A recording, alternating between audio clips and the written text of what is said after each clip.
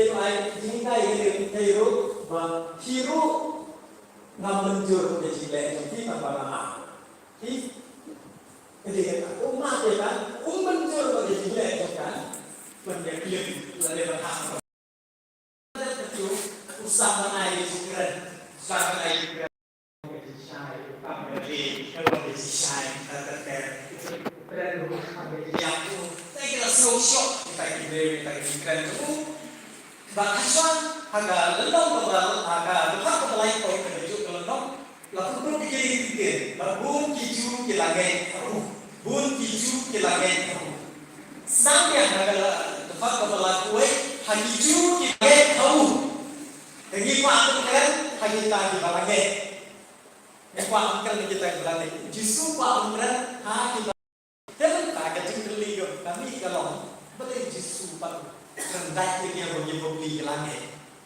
ke langit yang jisu terbalik pada ukli naik ini balik pada rendah ini lalu sekolah terus gospel tak ada terpakai dekat kelasan yang main jisu bagi kita yang begitu terbalik jisu ukli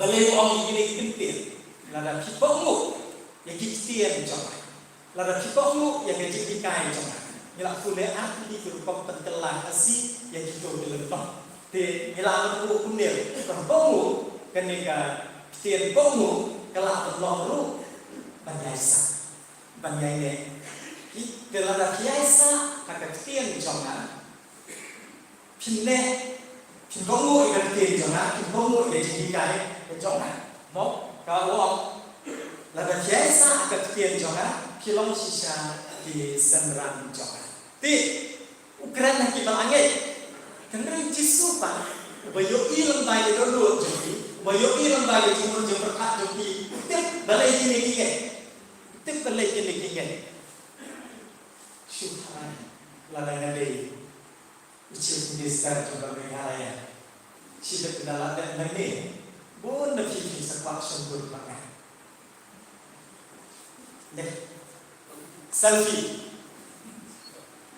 nyimbolkan foto sendur sebentar rakyat sendur berkasa ini lah lalu yang supaya wanu syarukan baru ini kuat sendur lambat tahu jisu teh ini balai ini jisu lalu lembaga ini nama Allah yang dia itu bahwa menjalan kemau lain di kai sebagai sisai lakukan lagi sebagai siap dari kita kisah bantu kita berjalan itu lakukan hilangnya kecilnya autis hadu kadai tanaman keren lain ini dulu hey kalau yang ini nekadai berbeda sisa bangna kata dawong lagi biasa ada tiang jangan kalau sisa serang jangan makin setik Indonesia makin sisa yang setelah itu jadi hari kilayoki yang mau net kilayo snow yang mau grand di snow bang berpunta snow tenang dan yang lain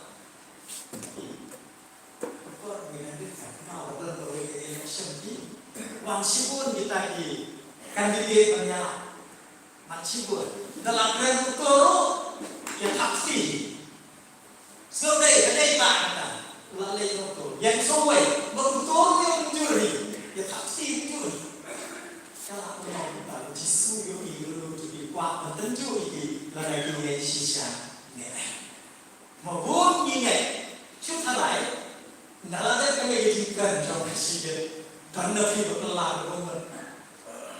Tapi ini jingkran jelas kelar rumah. Nyapri, kamu kuno kata kelar rumah. Lalu yang menjurut coba mau lalu kesiapan kita mensiap ya. Malah dia kita latih ini itu ya yang coba-coba ini.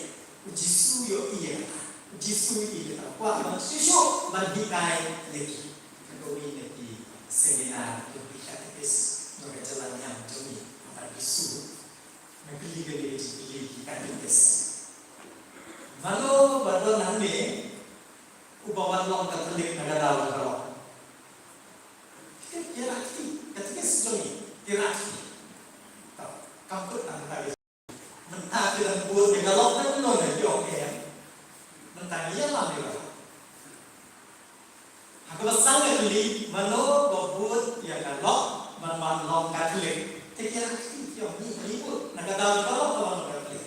Dengan kali mentah kita buat ya kalau yang mentah nyalali.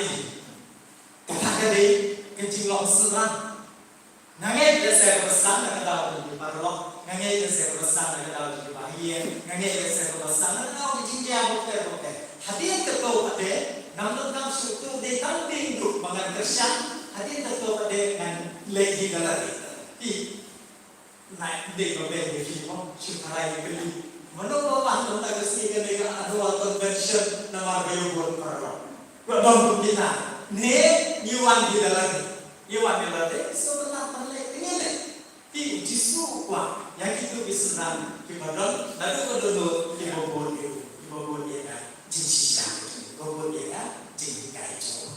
Di nanti di PT ini surat sisa kemudian belum lalu dalam kesurat di sisa kita kesurat di bawah di sisa akan diberi plus segue. Di dalam akan diberi kibanyak tahu Yesus, kibanyak tahu Yesus. Dah, let's hilang kibanyak tahu play, kibanyak tahu play. Lalu kibanyak tahu Yesus, kibanyak tahu Yesus. Naik kibanyak tahu Yesus pan, di dalam biasa sebelum dalam plus segue. Kibanyak sisa, kibanyak sisa. Lalu kisno bagi langit, kisno bagi langit tahu Yesus. Dah, nanti ni dalam bagian itu betul. Kita bagi bersyukur anaslah. Mau ngomong dekat gospel dunia ni sih kalau kamu apa ni? Kalau labut kalau ni kita jumpa bagi lagi kita di bawah ni. Mereka Yesus di halal di senia. Nama berarti Hebrew bahawa berumdal kamu yano pan sakit sepang beri. Nama bauhi dalam dia itu pan yang kata dalam aure. Ini Yesus kuat yakini di serang ibadah buat sisa itu naru. Dan tak berlaku Islam ni kata kita dengan kali ini serang kita sisa. Ini serang kita ngen Yesus. Ini dah tanda ni batong. Mau ini tentang ni batong. Begitu dipanggil Yesus, kita itu dibayarnya ada ketian jauh, lalu kita bangu yang ketian jauh yang dijadikan jauh. Tangkap tak. Dalam tak kita lihat kuno bangu, lalu lihat kuno biasa ada ketian, lalu ada dijadikan jauh Yesus. Kerana itu minum keranci pun tak ada lagi mana, ban penslo lagi bagi long. Kesuran Yesus tak kuno ye ban le ban biasa dan le ban ye agak tiada jom Yesus. Tak. Ini fashion. Kesian le le kecil kai. Kesong kuno ye pentelan ya kan. Kabayo. Tak. Nyelaku kesian le le ka jing kai. Nyelaku le jing kai. Kita le jing kai Yesus. Le le biasa agak le le berkongu agak tiada jom Yesus. Yang kecil, kemudian kalau hal ini yang kecil, lemah dari satu mana sendiri.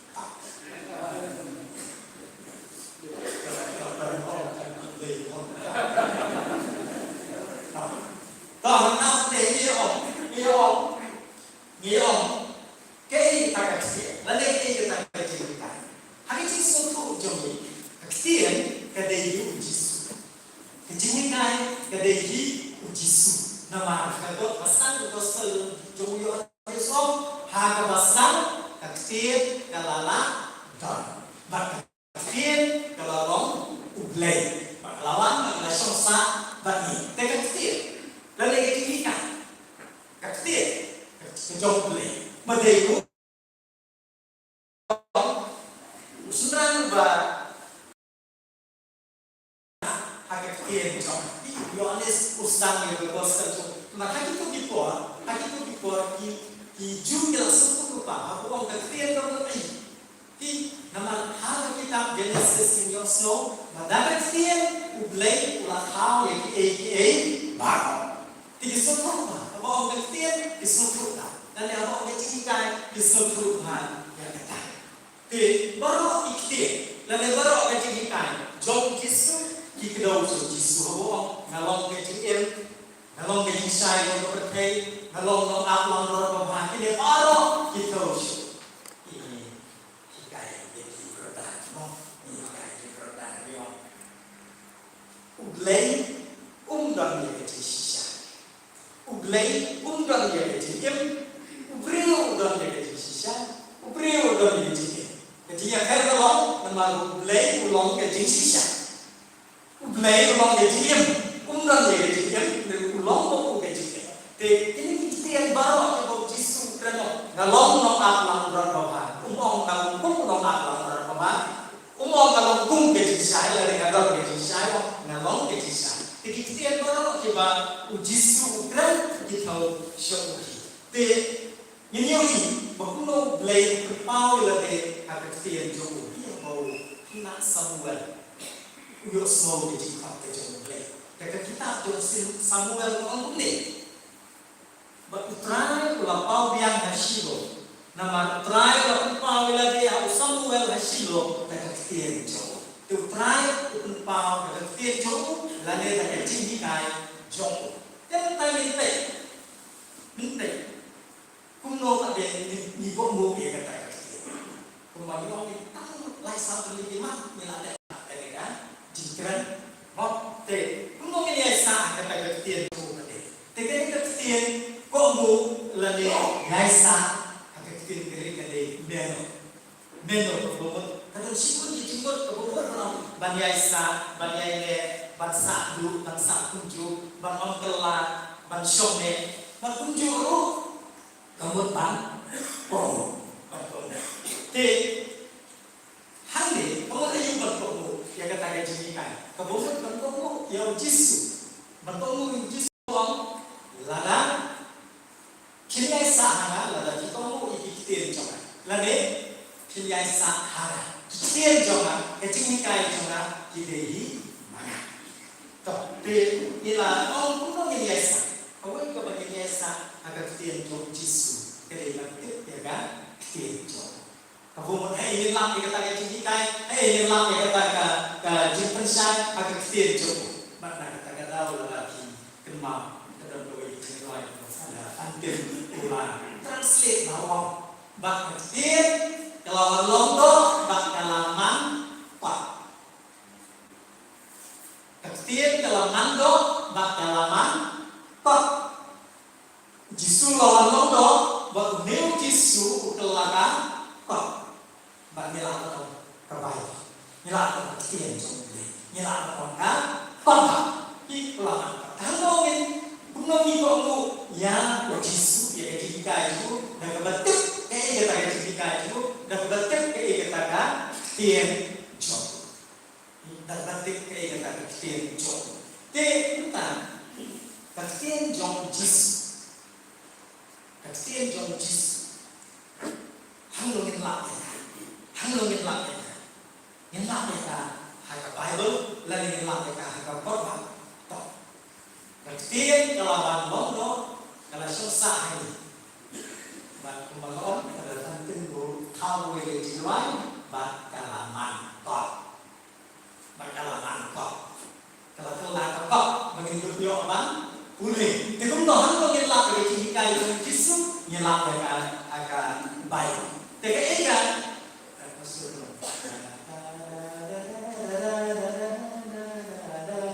kata mereka sudah Tiada apa, mungkin lebih orang ini boleh. Toh, mana ini boleh yang ketiga yang betul boleh. Ki, bonsia, ki beriki, kena yang ini kan Katolik. Tapi kuno boleh Katolik, kita mungkin boleh baik. Nih, ngapa ngapa saya dah di peramal yang om. Ki Katolik, kita boleh baik, kita lakukan dan kita baik. Kapag nilalang na, yang pengintip dari pengintip di dalam kulai kemarian anak ini, pokpa juni upah mana, bakur perai, kurang mau beli sesuatu, kurang yang lalang dan tu baru kita yang baik, tambah 4 yang kata, 4 yang hati sisu, kebangun benar, ni kulai kebaik, ni kulai yang kebaik, nama kependak ini jemut jeperkan, kependak ini jemut jeperkan. Mong sam sepakat ndai đó cái chỉ cũng bao nhiêu tiền trong mình ai chỉ trả nên cái thọ bao cũng ông cái sam cũng ông Paulus cái sự Timothy cũng cái thọ bao kalau pesan sih dong lấy mà cái bang tôi là cái chỉ cái là cái chỉ sang là cái penting tentang là cái pesan cái họ cái tiền trong lấy kalau lu pesan ya kita Nanta kekien jauh belai dan pentelai ini. Nada ibu never boy kekien jauh belai dan pentelai ini. Nah beli. Kalau menurut ini ibu boleh Bible mandasi ngitek. Mau nrei kita tak lagi beri. Kita sih sistem. Kita boleh katakan ni nada Bible mana kami. Berkata kata ya kan jin benar menjadikan joki tentang berkata lalu yang saya joki nrei kapan sekarang kunta kajingan kawan nagata kabalay snow berkata kabalay snow kawan nagatiala yal pres te nada yos lada umpen kuliah ini te kuno yente toh nanti apa deh kau kayak dari ini na kajingan Norai semua kalau kau kita tian jome apa kita dulu jome, nama oleh kerja yang ini. Nanti tian jome kaji kemen ini. Teman lain kita tian jome tepung orang aku sebut ni jauh kres. Nama kres udah kestian kebalawan longdok. Dan lain yang kebayang. Nada ngintip kekien jom blend dengan itu yau Chris te kata kowe kumno kamu ya kajinikai jom Chris kowe kamu bentit kata kajinikai kata kajinikai kate bentit ya kan Bible tip ya Bible kamu ini bagi yang kita mengelam ini kom Bible Katolik ladati saya kan tapi kok ketemu kapal kalau ada itu kumpul mentah kami besok mentah pun pak kita pergi ke kami siapa bapak Bible cumi kalau jawab nama apa Kipuri sisir wan di dah wan kelompok antara sama uang ini your Bible is so clean kita harus tahu ya tak jawab Bible cumi dia mau kuat lah kalau kita ini mampu berita kalau Bible cumi apa kalau kamu juga tahu hari apa ni kalau dia juga tahu Bible pada oh juga entah kalau dia yang berbible kita bonsin ni dari ke Bible ni benar kami kan ni orang itu ketika walam alian serti kalau ada ni benar kami kan le kerana ini benar dia jadi ban sudah betul sebelum mereka ye ke om nak taruh dengan lek ada kata lek so ada tension lu asisten ya mau kumlah pas Chris lek so asisten mau butuh nak dicekak mau lek de tak de ngalek kata lagi dia bapak lagi kalau panggung tinggi siapa orang ni kalau apa ngami tentang kata apa panggung ni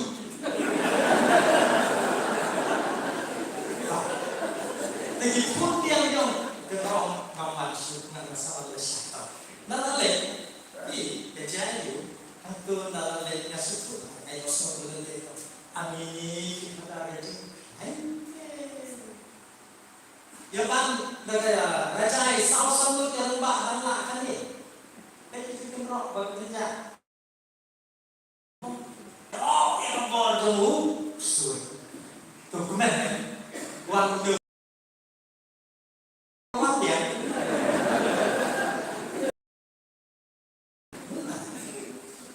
Tidak punya kena.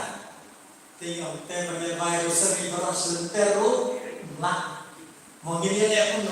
Tengok, tu sekuler orang virus. Sekuler kan nak sekuler tertentu, te kayak kian mungkin. Ada sih buat nak yang sekuler virus tertentu virus tu, orang dia. Tidak virus apa yang kena tahu. Ketika sekuler tertentu Hayeng Hasan, nilai umum, apa nanti jika dijajah, apa nanti jika, busir gelap tentunya dari mana ini pulih ketika jauh, pulih kisah, jadi dicinta. Kalau kita dah sisa sampai pulih kisah, lah yang cakap, jadi pulih ketika jauh, kuno ban Teruskan yang akan jangka jenis. Kalau kita tidak kita mulai kita yang mulai kita ujisu. Dengan cinta yang akan kita mulai kalau cinta ini yang ujisu. Kita ini ini ada. Kalau tak ada, nak umur ada mensa kaji kaya ujisu. Nak umur ada pun yang kaji kaya ujisu. Kemudian nak Sagi sakramen. Dan lagi sakramen insya Allah Lagi sakramen insya yang sakramen jom kejimpan Yesus, yang sakramen jom kejimpan. Biasa, hakijimika itu Yesus, makomu hakijimika itu Yesus, lada ngapriang di sakramen. Baptisma ni yang Kristian dan dipersiapkan tentang Kristian, jadi tentang doa tentang Kristian. Mau ini sakramen kalau itu bagi pilihan hak. Sakramen jom kecintaan Yesus. Bonma, niyo cintaan. Nah, sakramen jom kecintaan Yesus. Sakramen juga cinta. Yang kau minta, naik ke nol rupai bah, naik ke nol jadi dot, nanti kau bisa retreat, kipai bah, kiong, ada tujuh orang itu. Tengok tak benda bayar terkait tu pada kau, jangan malah resolution, waktu itu. Mereka itu ada rumah, tengok. Mereka dipakai begitu, terbalik lah, bentuk besar. Yang ini begitu lagi, ada lagi lagi. Para balik ini terpang. Jadi pilihan ada seminar di sini, baru nanti ada Yesus, lalai mencoba, tenrai, jadi bertambah, diberi bertambah. Bertambah, hati-hati tu ulun do susong untuk dikenta untuk di bawah materi rumah taruh tekok ini kecil itu ada hadir tidak mengenai sekali festival of forgiveness di paralog evangelik paralog Protestan kita mengatakan festival of forgiveness kembali dan kata kajing lekman juga jimpa kajing lekman juga jimpa Ini dong ini pak, Chile, Henry, dasar orang yang tentang kesini festival of forgiveness. Kajing kawai juga kajing mak jadi, mau nangis kan berkilong nyala, kini masih tahu di kilong dong, bantuan nyala ini kan snapshot, apa sahnya relationship,